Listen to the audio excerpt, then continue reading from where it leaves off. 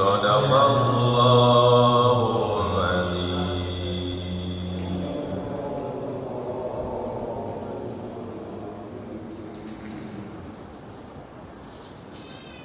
Dengan atas nama Allah yang Maha Pengasih lagi Maha Penyayang, karena kezaliman orang-orang yang mengharamkan bagi mereka makanan yang baik yang tidak buruk karena istiharata, dan karena mereka sering menghalangi orang lain dari jalan Allah, dan karena mereka menjalankan riba padahal sungguh mereka telah dilarang darinya, dan karena mereka memakan harta orang dengan cara tidak sah atau batil, dan kami sediakan untuk orang-orang kafir di antara mereka azab yang pedih.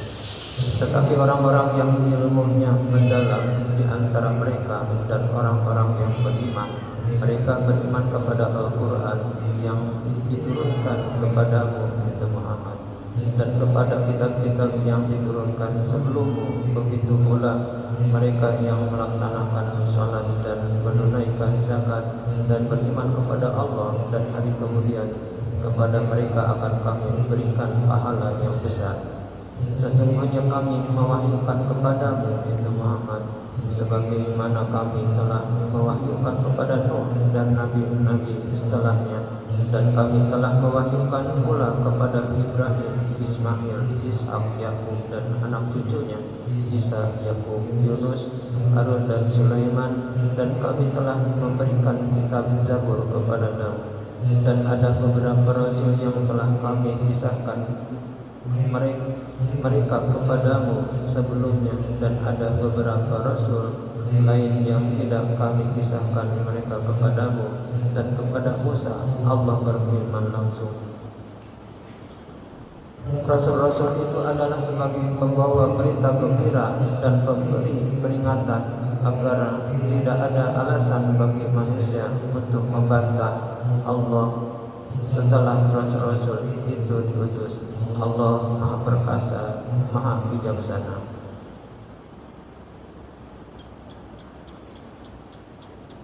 Maha benar Allah dari segala firman. Para jamaah sekalian, mari kita sama-sama membahas surat An-Nisa ayat 160. Surat An-Nisa dari ayat 160 sampai ayat 162 ini menjelaskan orang-orang Yahudi. Siapa Yahudi itu? Yahudi itu adalah keturunan Nabi Yakub. Nabi Yakub punya anak 9. Di antara yang 9 itu ada anaknya yang bernama Yahuda. Yahuda itu orangnya cerdas. Ini dijelaskan dalam kisah Nabi Yusuf yang memberikan saran kepada saudara-saudaranya Yusuf supaya Yusuf itu tidak dibunuh, yaitu Yahuda.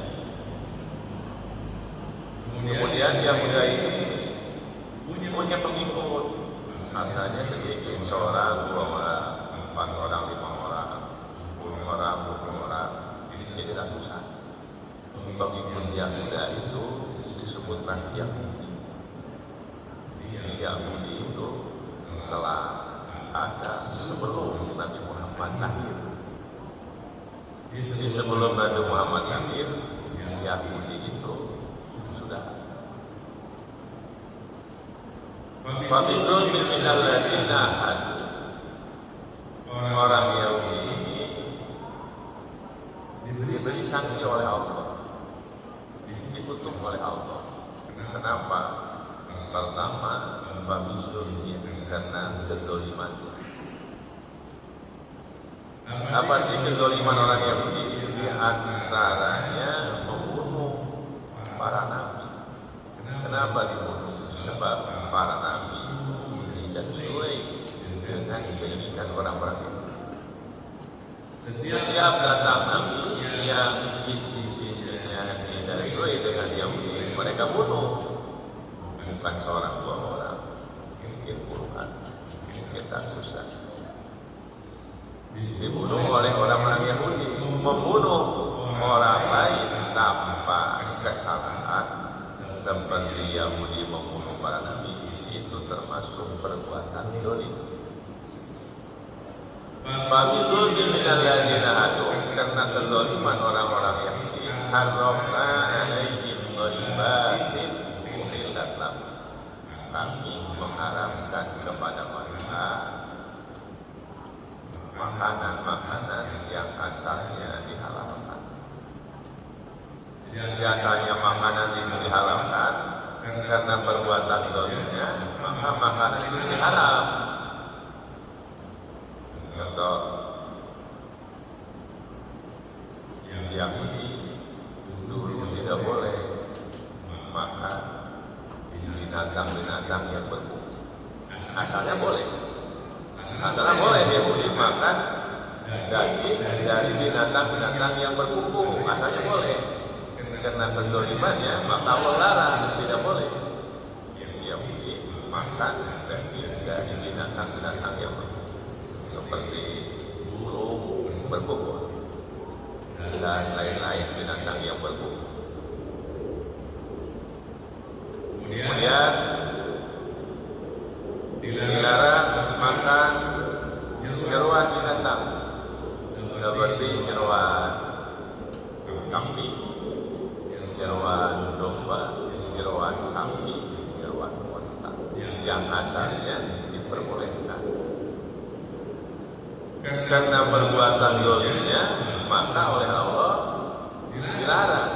Yang asalnya boleh makan jeruan unta, makan jeruan kambing. Karena Yahudi berbuat dolim, maka Allah melarang. Sudah, kamu tidak boleh makan jeruan unta, sapi, dan kambing. Sudah, kamu tidak boleh makan daging dari binatang yang berkuku seperti burung, ayam, dan lain-lain, karena perbuatan dolim. Jadi dengan perbuatan dolimnya itu Allah batasi makanan orang Yahudi. Yang maksudnya bebas makan daging unta, silahkan semuanya makan. Makan daging sapi, silahkan semuanya makan, asal mau saja. Tapi karena kezalimannya Allah batasi. Apa? Itu ada beberapa binatang seperti disebut tadi tidak boleh dimakan. Jeruan binatang tidak boleh, binatang yang berkuku tidak boleh. Ini adalah sanksi dari Allah kepada orang-orang. Kenapa disini sanksi? Ya karena Yahudi itu selalu berbuat dolim. Di antara kedolimannya yaitu membunuh para nabi. Tidak bersalah nabinya, tidak melanggar nabinya, karena tidak sesuai visi-visi para nabi dulu dengan orang Yahudi, maka para nabi pada waktu itu dibunuh dengan sewenang-wenang.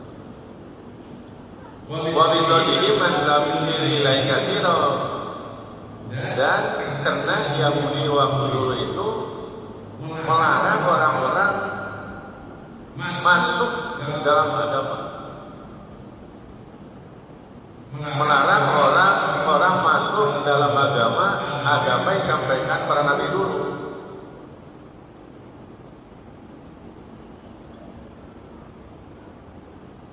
Bukan hanya seorang dua orang, pokoknya setiap ada orang yang tidak cocok, tidak sesuai dengan agama Yahudi, maka mereka dilarang untuk beragama. Wa ya'idun wa bisadihim an sabilillahi katsira, dan karena Yahudi selalu melarang orang-orang untuk melaksanakan ajaran agama, maka Allah bersanksi. Di antara sanksinya yaitu dibatasi makanannya. Apa?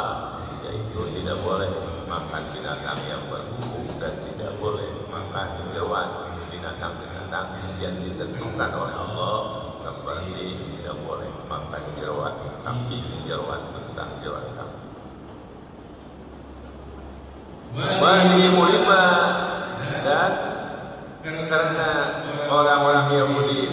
disanksi oleh Allah karena mereka suka makan riba.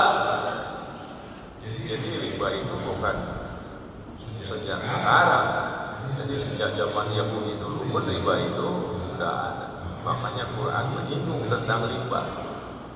Apa riba itu? Riba itu di antaranya yaitu meminjamkan uang kepada orang lain dengan berbunga. Nah itu bunganya riba. Ada sebuah kitab yang menjelaskan tentang riba. Riba itu macam-macam. Ada riba fadli, ada riba nasiah dan lain-lain. Di antara yang menonjol dan berkembang di masyarakat yaitu meminjamkan uang kepada orang lain pakai bunga. Berapa persen bunganya? Cuma terserah. Ada yang 10%, ada yang 20%. Dengan syarat boleh sekarang Anda pinjam uang ke saya dengan catatan nanti membayarnya harus lebih. Kalau meminjam uang 100.000 nanti bayarnya 120.000, yang 20.000-nya itu riba. Tapi kalau bisa disarankan orang pinjam uang kepada orang lain 100.000, pengembaliannya 120.000, itu mah tidak riba karena bisa disarankan. Nah, keadaan seperti ini zaman Yahudi pun sudah berkembang karena orang-orang Yahudi suka bermain dalam riba, maka Allah berikan sanksi. Di antara sanksi itu yang tadi tidak boleh makan binatang yang berbulu. Sedangkan pada waktu itu pun riba itu sekarang dilarang. Dalam Al-Quran sudah jelas larangan makan riba. Orang-orang yang makan riba kemudian meninggal dunia tidak bertobat, nanti begitu bangun dari kuburnya seperti orang yang kesurupan dalam Al-Quran. Dan banyak lain ayat-ayat dalam Al-Quran yang menjelaskan tentang riba. Wa ini membuat nasi bil batil, dan karena Yahudi itu suka makan harta-harta yang didapatkan dari proses yang batil. Berapa? Seperti sogok menyogok, seperti rampas-perampas, itu harta batil. Nah orang Yahudi itu suka seperti itu waktu itu. Karena kesukaannya, maka Allah berikan sanksi. Di antara sanksinya hurrimat haramna alaihi thayyibatin, kami haramkan kepada ini makanan-makanan yang asalnya haram diharamkan karena mereka suka makan harta orang lain dengan proses yang batil, seperti mengambil barang orang tidak dengan izin, kemudian jual beli tidak pakai jam bohong dan lain-lain. Nah, karena Yahudi ini telah melakukan 4 perbuatan tadi. Pertama, berbuat dolim. Nomor kedua, menghalang-halangi orang untuk beragama. Nomor ketiganya, suka makan riba.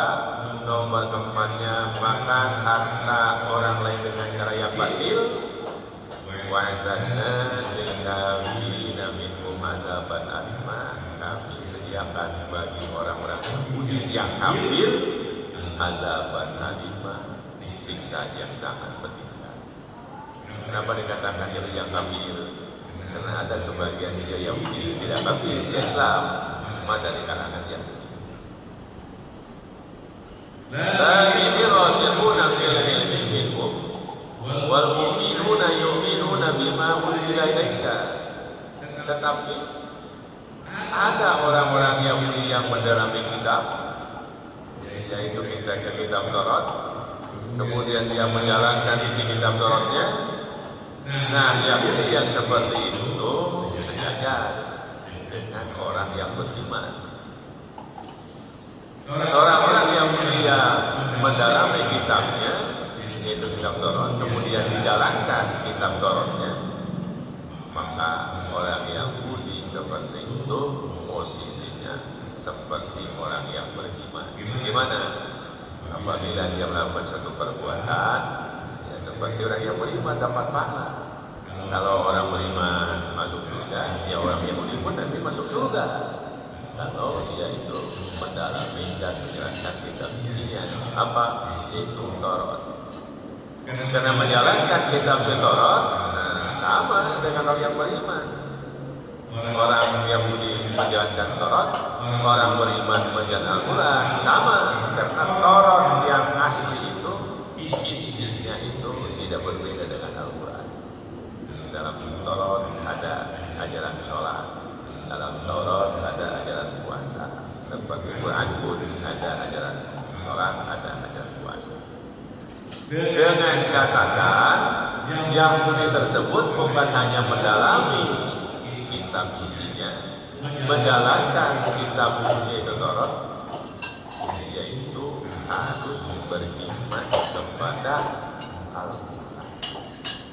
Orang Yahudi iman kepada Al-Quran, yu'minuna bima unzila ilaika, percaya kepada apa yang diturunkan kepada Muhammad yaitu Quran, wa ma unzila min qablik, dan percaya kepada kitab-kitab yang sebelumnya Al-Quran, wal muqimina sholata, dan dia melaksanakan sholat, wal mutuna zakata, dan dia mengeluarkan zakat, wal mu'minuna billahi, iman kepada Allah, wal yaumil akhir, iman kepada hari akhir, ulaika sanuti majron adima, mereka itu akan dapatkan pahala yang luar biasa.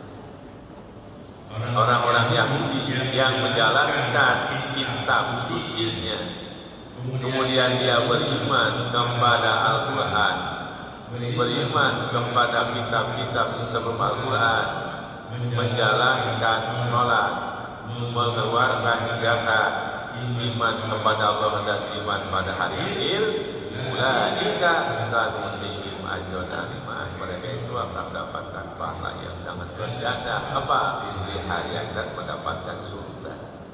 Jadi kalau melihat ayat ini, ada orang Yahudi yang masuk surga dengan catatan dia beriman kepada Allah, beriman kepada Al-Quran, menjalankan sholat, mengeluarkan zakat, iman kepada hari akhir.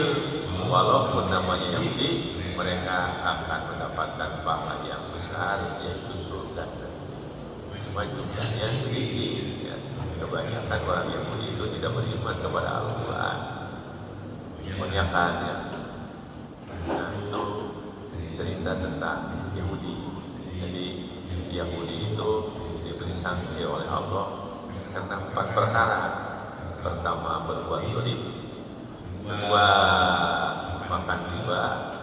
Ketiganya, menghalang-halangi orang beragama. Keempatnya, makan harta orang lain tanpa proses yang benar. Nah, karena sebab yang 4 perkara itu, maka Allah berikan sanksi kepada orang Yahudi.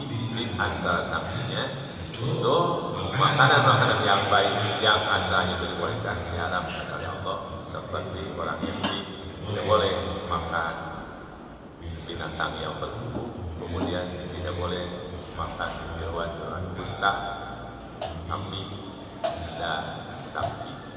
Tapi kalau orang Yahudi benar-benar iman kepada Allah, walaupun namanya Yahudi, iman kepada Al-Quran, menjalankan sholat, menjalankan puasa, mengeluarkan zakat, iman kepada hari akhir, mereka itu adalah akan mendapatkan pahala yang sangat luar biasa, ajron azima, pahala yang sangat besar. Apa itu? Nanti akan masuk surga di hari akhirat. Artinya tidak semua orang Yahudi itu masuk neraka, tapi ada sebagian kecil orang Yahudi beriman kepada Allah, di akhirat nanti akan bersama-sama orang beriman masuk surga. Itu ayat 160 sampai ayat 161. Kemudian ayat berikutnya 163 sampai ayat 164 ini menjelaskan bahwa wahyu Allah yang diturunkan kepada Nabi Muhammad seperti wahyu-wahyu yang Allah berikan kepada Nabi itu. Artinya agama yang disampaikan kepada Nabi Muhammad itu pun sama dengan agama-agama yang disampaikan oleh Allah kepada Nabi terdahulu. Inna auhayna ilaika, kami memberikan wahyu kepada Muhammad. Kama auhayna ila Nuh wan nabiyyin, seperti kami memberikan wahyu kepada Nuh dan para nabi. Wahayna ila Ibrahim, dan kami memberikan wahyu kepada Ibrahim, wa Ismail dan kepada Ismail, wa Ishaq dan kepada Ishaq, wa Yaqub dan kepada Yaqub, wa Asbani dan keturunan-keturunannya, wa Isa dan kepada Isa, wa Ayyub dan kepada Ayyub, wa Yunus dan kepada Yunus, wa Harun dan kepada Nabi Harun, wa Sulaiman dan kepada Sulaiman, wa Ataina Daud dan Zabur, dan kami telah memberikan kitab Zabur kepada Nabi Daud. Artinya bahwa wahyu yang Allah turunkan kepada Nabi Muhammad sama dengan wahyu-wahyu yang Allah berikan kepada Nabi terdahulu. Apa intinya wahyu itu? Intinya wahyu itu adalah na'budu illallah. Janganlah kamu menyembah kecuali kepada Allah. Artinya wahyu yang disampaikan kepada Nabi Muhammad isinya perintah menyembah kepada Allah. Demikian pula wahyu yang Allah turunkan kepada para nabi isinya sama, yaitu harus menyembah kepada Allah. Seperti Allah turunkan wahyu kepada Nabi Nuh, isinya untuk beribadah kepada Allah.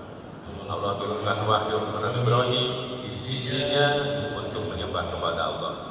Allah turunkan wahyu kepada Ismail, Ishaq, Yaqub dan keturunannya, termasuk Allah turunkan wahyu kepada Nabi Isa, isinya untuk menyembah Allah.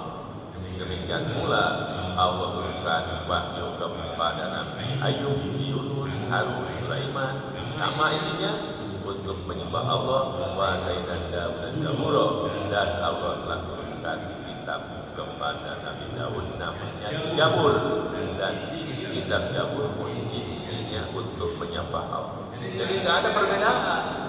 Allah turunkan wahyu kepada Nabi terdahulu dan wahyu Allah turunkan kepada Muhammad, isinya itu sama untuk menyembah Allah. Allah turunkan wahyu kepada Nabi Isa untuk menyembah kepada Allah. Allah turunkan wahyu kepada Nabi Ibrahim untuk menyembah Allah. Jadi semua wahyu-wahyu itu isinya untuk menyembah Allah, sama, tidak ada perbedaan. Dan karena kesamaan, tidak ada perbedaan. Siapa saja yang ikut nabi-nabi terdahulu mestinya sama dengan umat yang ikut kepada Nabi Muhammad. Apa? Ada kesamaan menyembah kepada Allah semuanya. Allah ta'budu illallah, janganlah kamu sekalian menyembah selain Allah Subhanahu wa ta'ala. Nabi Isa menerima wahyu dari Allah, dikumpulkan dalam sebuah kitab yang bernama Injil. Kitab Injil itu adalah untuk menyembah kepada Allah, bukan menyembah kepada selain Allah. Nah, sementara ini wahyu Allah yang diturunkan kepada Nabi Isa yang terkumpul dalam kitab Injil itu ada beberapa ayat, mungkin beberapa surat yang dibelokkan, terutama yang berkaitan dengan ketuhanan. Mereka dianggap Tuhan itu ada tiga, Tuhan Bapa, Tuhan Ibu, dan Tuhan Anak. Kemudian dari segi kelahiran, ya, menurut mereka Nabi Isa itu lahir di kandang domba, tapi menurut Al-Quran Nabi Isa lahir di bawah pohon kurma. Dalam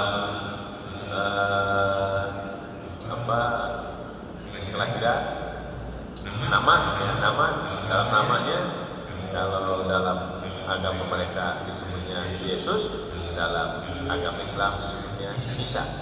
Ada beberapa yang dibelok-belokkan, kemudian diturunkan Al-Quran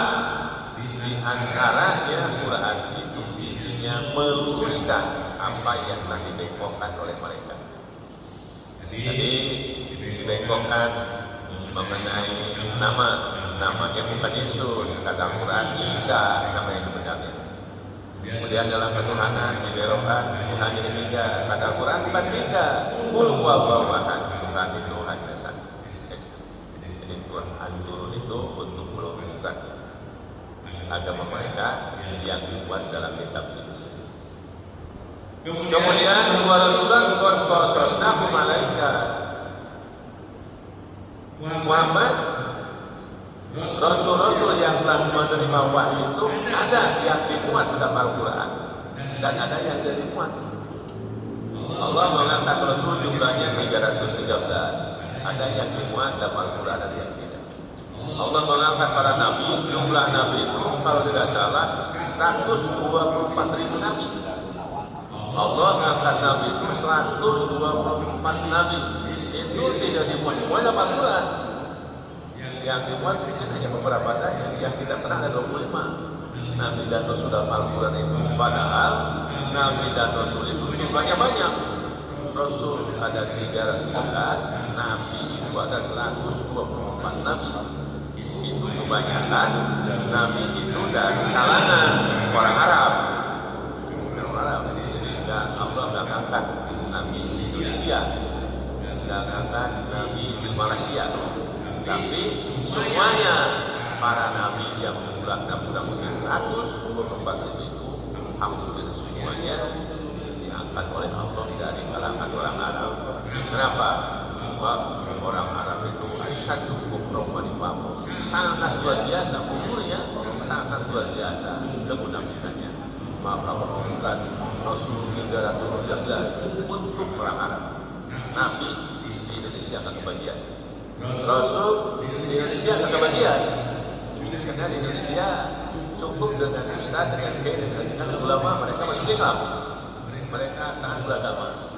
Tapi di kalangan orang Arab tidak seperti itu, rasnya luar biasa. Maka menurunkan Rasul tidak cukup hanya 2-3 orang, sampai menurunkan Rasul 313. Nabi pun tidak cukup 1 orang 2 orang. Allah menurunkan Nabi 1.124.000 Nabi. Tak terus. Pertamanya Nabi Adam ditutup oleh Nabi kita, junjungan kita Nabi besar Muhammad Sallallahu Alaihi Wasallam. Warasulan qadqasna bimana kita. Ada beberapa rasul yang Allah kisahnya ceritakan kepada Muhammad, seperti kisah Nabi Ibrahim, kisah Nabi Yusuf, kisah Nabi Isa. Dimuat dalam Al-Quran supaya umat Muhammad bisa mengetahui kisah-kisah mereka. Karena kisah dalam Al-Quran itu bukan hanya cuma kisah dan kisah saja, tapi setiap kisah Nabi dan Rasul yang ada dalam Al-Quran itu mengandung pelajaran. Warasulan lam nabsutu mereka, dan banyak pula rasul-rasul yang tidak diceritakan kepada Muhammad. Karena tidak diceritakan maka tidak dimuat dalam Al-Quran. Wa kallamahu Musa taklima, dan Allah telah memberikan firman langsung kepada Nabi Musa alaihissalam, yaitu di Gunung Sinai. Ini semua kita mengakui bahwa Musa itu mendapatkan wahyu di Gunung Sinai. Dalam kitab Taurat ada cerita itu, dalam kitab Injil ada cerita itu, dalam Al-Quran apalagi kita Nabi Musa mendapatkan wahyu di Gunung Sinai itu dijelaskan dalam beberapa ayat dan dalam beberapa surat. Rasulullah mubasyirin menjadi semua rasul itu ditugaskan oleh Allah mubasyirin, memberikan bergembira kepada orang-orang yang beriman, wa munzirin, dan memberikan rasa takut kepada orang-orang yang tidak beriman. Kalau orang yang beriman diberi kabar gembira, siapa saja orang yang beriman beramal soleh, maka dia akan mendapatkan kebahagiaan senangan di surga. Memujirin dan memberikan kabar takut kepada orang kafir, siapa saja yang kafir tidak iman kepada Rasulnya, maka dia nanti akan mendapatkan azab Allah, yaitu siksa yang sangat luar biasa. Jadi Allah yang guna lintas yang lain menjatuh pada Rasul supaya nanti manusia tidak menghujat kepada Allah. Kalau umpamanya ada manusia yang menghujat kepada Allah tentang agama ini, Allah jawab, dulu aku telah mengutus Rasul ini, dulu aku telah mengutus Rasul itu, karena telah diutus Rasul itu dan Rasul ini, maka kenapa kamu tidak iman kepada Allah? Jadi sudah tidak ada alasan bagi orang-orang yang tidak beriman berhujat kepada Allah. Seperti orang kaya tidak beriman, mereka akan menghujat kepada Allah. Ya. Orang kaya tidak sholat, masuk neraka, mereka menghujat kepada ya Allah, kenapa aku ini masuk neraka? Allah tampilkan Sulaiman maju. Nih, orang yang paling terkaya di dunia ini adalah Sulaiman. Tapi Sulaiman bisa sholat. Sudah kerja menjawab. Ya Allah, kenapa aku masuk neraka? Padahal aku ini sakit. Tampilkan Nabi Ayub ke depan. Nabi Ayub walaupun sakit marah luar biasa, dia masih bisa ibadah kepada Allah. Orang yang cakap dan cantik, orang yang cakap dan Nabi Yusuf itu nanti akan jadi oleh Allah. Karena nanti ada orang-orang yang cakap, yang cantik tidak beribadah kepada Allah. Ya Allah, aku tidak bisa beribadah karena aku sibuk dalam memamerkan kecantikanku, ketampananku. Allah tampilkan Yusuf. Yusuf tuh, jawab Yusuf. Yusuf seorang laki-laki yang sangat luar biasa, kegantengannya, tapi dia bisa sholat. Orang sudah tidak bisa ngomong lagi, dia mau ngomong apa? Bisa. Ya layakuna linasi alam itu supaya nanti manusia di akhirat tidak bisa berhujat. Walaupun berhujat sudah tidak bisa menjawab lagi. Wa kana wajizan hakima, dan Allah itu maha gagah dan bijaksana. Kadang-kadang manusia gagah tapi tidak bijaksana, tapi Allah itu maha gagah dan perkasa tapi sangat bijaksana. Hadis sekalian, itulah beberapa ayat yang dijelaskan di dalam surat An-Nisa. Intinya, yang pertama, orang Yahudi disanksi oleh Allah karena kedolimannya. Yang kedua, wahyu yang Allah berikan kepada umat intinya sama dengan wahyu yang Allah berikan kepada para nabi dan rasul, yaitu semuanya mengajak ibadah kepada Allah. Dan yang terakhir, semua kisah nabi dan rasul ada yang dimuat dalam Al-Quran, ada yang tidak dimuat dalam Al-Quran. Wallahu a'lam.